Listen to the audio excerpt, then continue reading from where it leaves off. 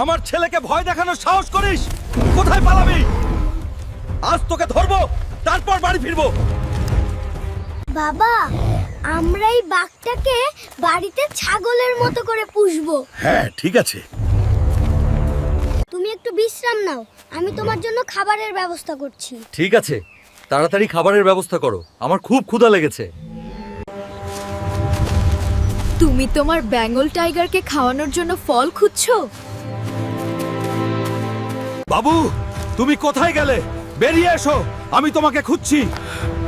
বনের রানী তোমার ছেলেকে নিয়ে গেছে। আসুন, আমি আপনার জন্য অপেক্ষা করছি। আমার ছেলেকে কোথায় লুকিয়েছেন? তাকে মুক্তি দিন। আমি তোমার ছেলেকে ছেড়ে দেব, কিন্তু প্রথমে আমার জঙ্গলের বাঘকে ফিরিয়ে দাও। আমি তোমার বাঘকে এখনই ছেড়ে দেব, তুমি আমার ছেলেকে ছেড়ে দাও। জঙ্গল পড়ি, এই নাও তোমার বাঘ। এবার আমাকে আমার ছেলে ফিরিয়ে দাও। এই নাও তোমার ছেলে, এবার ওকে নিয়ে যাও।